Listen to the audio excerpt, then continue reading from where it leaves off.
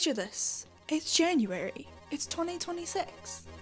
You're in the UK, and it's been raining every single day of the year so far. It's been 6 months since your last anime and gaming convention, and you are in cosplay withdrawal. Next thing you know, you see Megacon Live London, January, XL Centre, and you think, could this be the moment? Could this be my opportunity to go to a convention for the first time in what feels like months?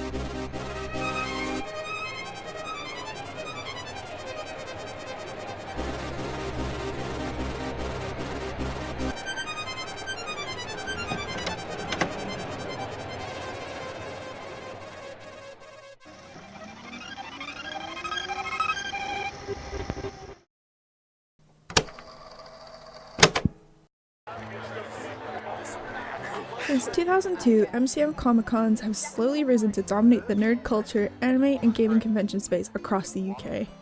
In 2017, the MCM brand was sold to the biggest organizers of pop culture events across the world, ReedPop. And a few years later, in 2022, the team who founded MCM split off to start their own line of conventions under a new brand which is now known as Megacon Live. While Manchester and Dublin have had their yearly MCM replaced entirely by a Megacon event, Birmingham has been hosting both an MCM and Megacon event since their existence in 2022, while London has only continued to have twice yearly MCM events. That was until 2024 when Megacon finally made its grand entrance into London with the return of the original organisers of the biggest convention in the UK at the XL Centre in London. With the previous organisers waving a new flag in their old stomping ground of the XL Centre, we were curious, could this new convention live up to and compete with the largest events of the year? Question is it worth attending?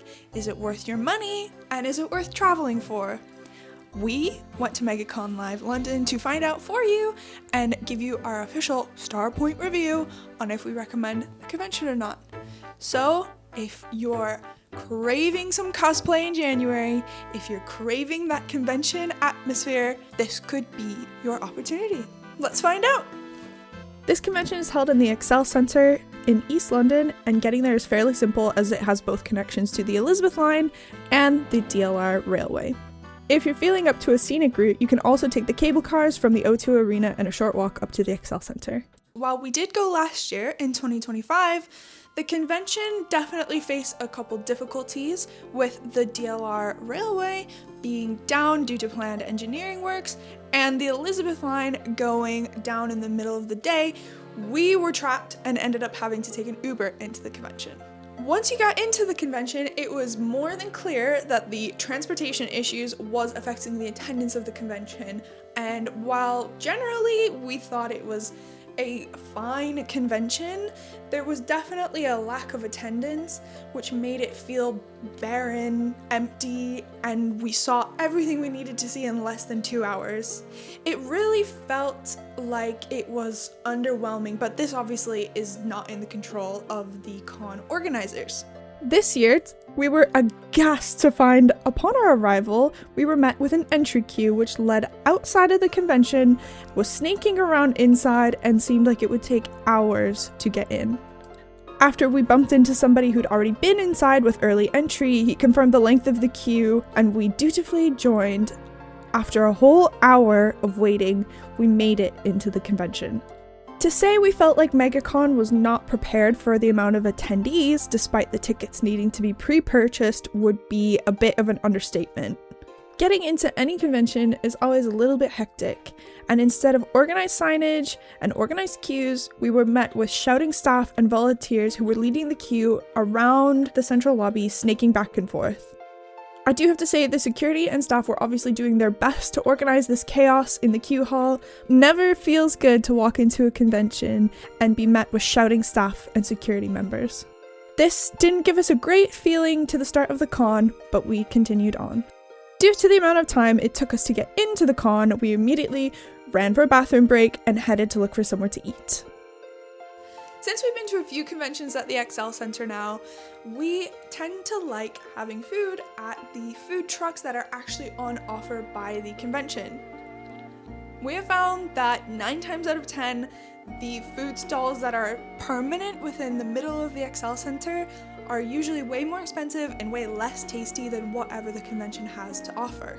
This is why we were so disappointed to see the lack of food options that Megacon had this year, being only an ice cream truck and a strawberry chocolate fountain. What we found really interesting was other Megacons, such as Megacon Manchester, which we have attended 2 or 3 times, has lots of food vendors and independent little businesses that are selling their food offerings at the convention.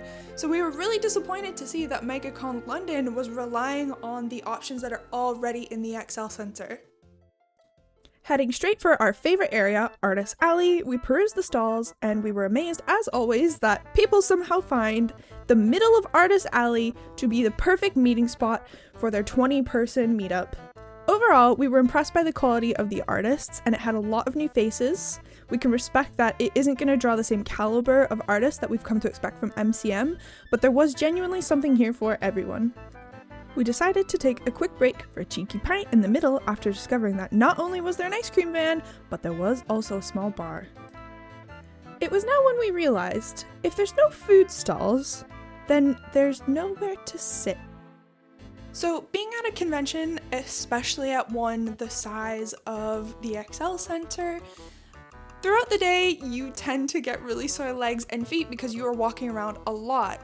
Although it does feel like a little bit of a nostalgic memory, a rite of passage, to be sitting on the floor with all of your friends and all of your bags full of the things that you've bought at the con.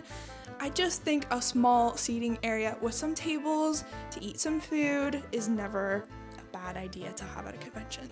The central area of the XL never has any seats free, so if the convention itself doesn't provide any seating or chairs, then you're out of luck. We perched ourselves up against the wall on the floor, and we carried on. This time, we wandered around the creator corner, but you know what, this may as well have been an artist alley as well. We couldn't exactly tell what the difference between the two was supposed to be. This is a good time to mention the general layout of the convention. You have 2 corners for Artist Alley and then also another Artist Alley.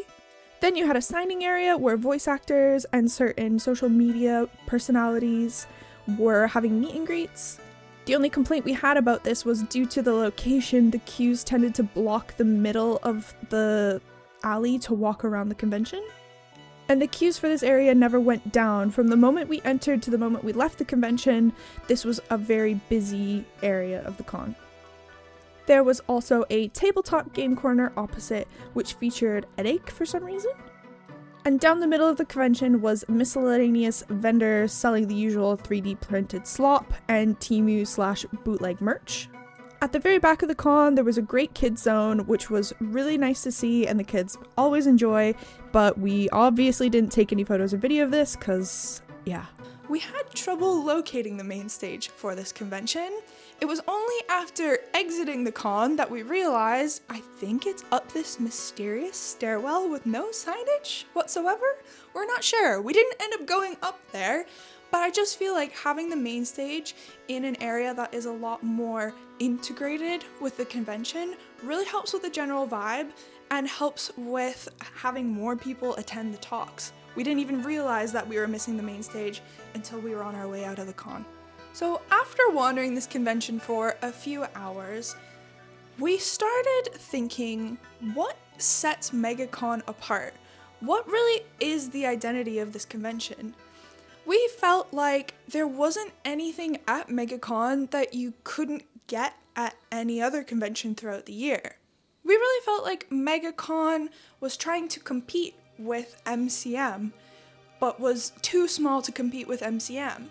But then we also didn't feel like Megacon had the charm and the local, fun, small atmosphere of a baby convention, a small convention. So we're really struggling to figure out what exactly would be the reason that somebody would pick this convention over a bigger con or a smaller con. We really felt like the purpose of this convention is just to fill a little bit of a gap in the time frame. Most conventions in the UK are held across the summertime when the weather is a little bit nicer. We really felt like this convention was just plugging a hole in the time frame of conventions across the UK and not really adding anything to the conversation that we don't already have. It was really interesting to us to see Megacon London because we've seen the success of Megacon in the smaller cities like Manchester, which we've attended a few times, and we've loved the atmosphere there. It's been a fantastic con, so it was really interesting that the same company and the same exact convention in a different location can have such a different vibe to it. I do think that this has something to do with the fact that the XL Center is absolutely huge. And if you're only using up a small part of it, it can make it feel like it's too small. It's kind of a smaller version. It's a mini MCM, but it's too big for anything else. So it feels like it's in this really weird middle ground. And hopefully, after the next few years, as it develops and grows, we'll get to see Megacon's identity come out a little bit more. Right, so let's break it all down into actual ratings. It's time for our Starpointe rating system!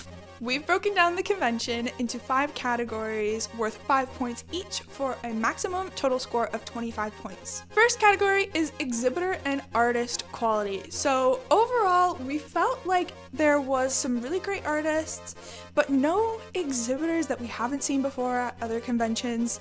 Like we mentioned earlier, it just didn't feel like anything special, so we've given this a 3 out of 5. The next category is food. I'm sorry, Megacon, but you've just relied on the XL Center. You've put no thought into this other than Mr. Ice Cream Van and Mr. Strawberries. We've given food a score of 1 point. So the next category is busyness of the con and organization of the crowds. We definitely feel like the crowds were a lot heavier than Megacon was expecting this year, and we didn't feel like the con was overly organized for this level of crowds. We do appreciate that security and the staff are doing their job, but it's just never a nice feeling to walk into a convention and have people yelling at you and trying to scream at you and tell you where to go. We do feel like a lot of these issues can be avoided with the correct signage and the correct cue bollards around the convention, and we just didn't feel like entering was that pleasant of an experience, so unfortunately we've given this a score of 2.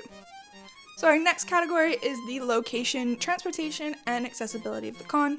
Just a quick disclaimer, we do not have any sort of accessibility needs ourselves, so this is just purely our opinion on what we witnessed at the con. So for the venue itself, the XL Center, I think is always going to score generally high. I feel like it's a relatively new venue, it's well kept up, and it has some great amenities. Because of the connections to the Elizabeth line, which is an amazing tube line that connects you to anywhere in London, and also the DLR, it's always going to score high. Accessibility wise, the con is held completely all on one floor, so there's not a lot of stairs involved. The only places that there is stairs involved is at the tube platforms, which also have lifts. And if you need to go down to the lower level where there's a shop, some toilets, parking, guest services, etc., there's also a lift down there. So we have given this score a 4. So our final category is the price category. We paid £25 for a general entry ticket for a Saturday. Now, having London prices in mind, if you ask me, £25 for a day out in London where you don't have to spend any more money if you don't want to is a really good deal. This is especially when you consider that the price of a convention like MCM being upwards of £75 a day to attend. All of this being considered, we have given this category a score of a 4. So in total, this leaves Megacon London with a score of 14. Overall, now that I think about it, a score of 14 does feel a little bit low. I don't think that reflects, how much fun we had at the con and how much we enjoyed it, but I do think it reflects the questions that I was mentioning earlier about what sets this con apart, what is the identity, what is it trying to achieve, and what would make somebody choose this con over anything else offered in the country. In our opinion, we didn't feel like this convention was worth traveling to unless you are, local or you're visiting friends in the area. We really do feel like there's other cons that can do exactly what Megacon is doing, but a little bit better. And if you want to attend a big con in London, Although the price is a lot higher, you may as well just save your money for MCM, which is in May and in October. We did enjoy Megacon, and we're looking forward to see how it grows over the next few years. It's a little bit disappointing to see London like this, since we love the Megacons in Manchester, for example.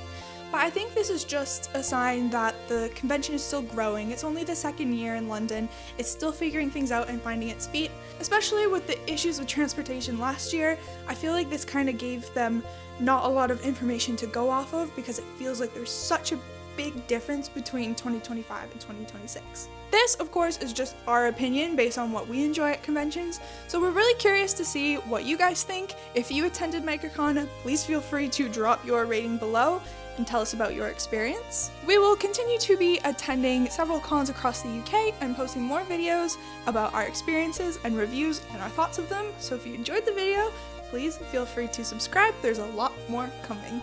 And thank you for watching, and hopefully we'll see you very soon.